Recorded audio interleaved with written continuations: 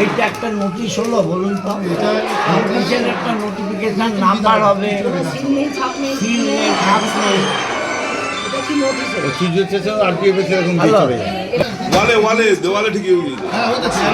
আপনি बांग्ला बुझবেন तो?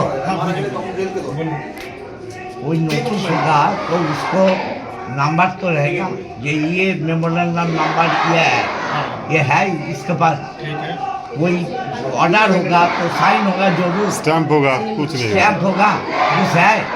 ये तो हर आदमी एक कंप्यूटर से निकालने का और मजाक करने के लिए भी कर सकता है। एक चीज़ और है, ये मजाक रहता तो आप लोग आते नहीं पहली बार, आपने इसको सीरियसली लिया कभी? सर हम लोग को इसको सीरियसली लिया, इसीलिए सीरियसली लिए, लेकिन ये तो ठीक है, आपको लग रहा है कि इसमें स्टाम्प होना चाहिए, ठीक सिग्नेचर अथॉरिटी का सिग्नेचर सर्व करेंगे उसके ऑथेंटिक सिग्नेचर होगा, तो क्या मैं ऑथेंटिक सिग्नेचर लगा के सर्व करने से आप मान जाएंगे? नहीं माने। मैटर वो नहीं है कि ये नोटिस सही है या नहीं है ना, ये तो एक काउज आप बता रहे हैं ना सर, तरीके का होना चाहिए ना, वो तो बताइएगा। ये नहीं ऐसा नहीं है, मैं अभी इसको स्टाम्प दे करके ये 48 आवर्स को मैं और बढ़ा दूँ, इमेजिन करें, तो क्या आप मान जाएंगे? नहीं मानेंगे।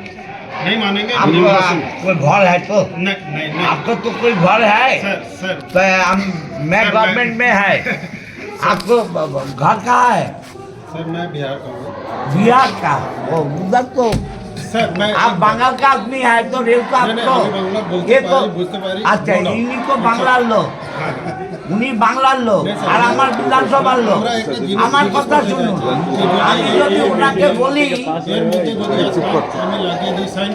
আরে ভাই ওটা তো মানবো না, আপনি শুনুন, উনি আমার বাংলার লোক, আমার গভর্নমেন্টের আন্ডারে, আপনার রেল লাইনের আন্ডারে নয়, ঠিক আছে, তো ওনাকে যদি আমি বলি 72 ঘন্টায় তুমি বাড়ি ছেড়ে দাও, তোমার বাড়ির উপর দিয়ে রাস্তা করবো, সেই জন্য ভালো হবে তো? সেই জন্য আমি আগে জিজ্ঞেস করলাম, ঠিক আছে চল এই কাগজটা আমি জিজ্ঞেস করলাম কি আগে কি হয়নি, তাই না? এদের সাথে কথা বলে লাভ নেই, চল। কৃষ্ণা চিড়িয়াখানা বোঝা মুশকিল, 2 মাসের আজকে 3 তারিখ, একটা অফিসের ক্যালেন্ডারেরও পরিবর্তন হয়নি, 24 সালের ক্যালেন্ডার রয়েছে, এখানে অফিসাররা কখন যান আর কখন আসেন ঈশ্বর জানেন, কোনো বড় অফিসার নেই, যারা টেবিল চালান, আপনারা এগুলো বুঝবেন, যারা টেবিলে কাজ করেন সেই সব কর্মচারীরা আছেন, তারা কেউ আমাদের শত্রু নন, তারা সরকারি কাজ করেন, যা নির্দেশ পাবেন তাই হবে।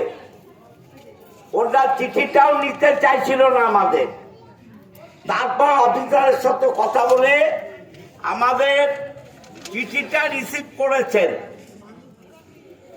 রিসিভ করেছেন, আমরা কথা বলবো আবার, আপনারা কোনো অবস্থাতেই আরপিএফ কে ভয় পাবেন না, আরপিএফ এর সাথে লড়াই করার ক্ষমতা আমাদের আছে, যে যেখানে আছেন সে সেখানে থাকবেন, আর আরপিএফ গেলে আপনাদের ঝাঁটা জুতো দেখুন। এই নোটিশটার কোনো বিজ্ঞপ্তি নাম্বার আছে? সরকারি কোনো বিজ্ঞপ্তি হলে তার নোটিফিকেশন থাকে, কোনো নোটিফিকেশন নেই, রেলের কোন আধিকারিক দিলেন তার সই নেই, স্ট্যাম্প নেই, তাহলে কি আমরা ধরে নেব আরপিএফ পয়সা খাওয়ার জন্যে, মানুষকে বিরক্ত করার জন্য এটা করলো, বা রেলের কোনো কর্মকর্তা তার পকেট ভারী করার জন্যে এই নোটিশটা ইস্যু করলো? এটা তো কোনো ক্লাবেও এরকম হয় না, একটা দুর্গাপুজো কমিটিতেও এমন হয় না, আজকে সরস্বতী পুজোর কমিটিতেও এরকম নোটিশ হয় না। আর দেখুন, গতকাল এই নোটিশটা জানার পর আমাদের ব্যান্ডেল অঞ্চলের প্রেসিডেন্ট রেলকে জানাতে গিয়েছিল, তারা এই চিঠিটা পর্যন্ত নেয়ার সাহস দেখালো না। অতএব বাংলায় এই রেলের অফিসগুলো বাংলা সরকারের সিদ্ধান্ত যে আমরা যা উন্নয়ন করব, উন্নয়নের বিরুদ্ধে আমরা নই। উন্নয়ন করতে গেলে যে মানুষগুলো ব্যবসা করে, বাড়ি করে আছে, তাদেরকে পুনর্বাসন দিতে হবে। বিরাট এলাকা রেলের ব্যান্ডেলে কোন জায়গায় এদের পুনর্বাসন দিক। 50 বছর, 60 বছর, 70 বছর আছে, এরা যাবে কোথায়? আর বিজ্ঞপ্তিটা দেখুন, এখানে বলছে 48 ঘন্টা।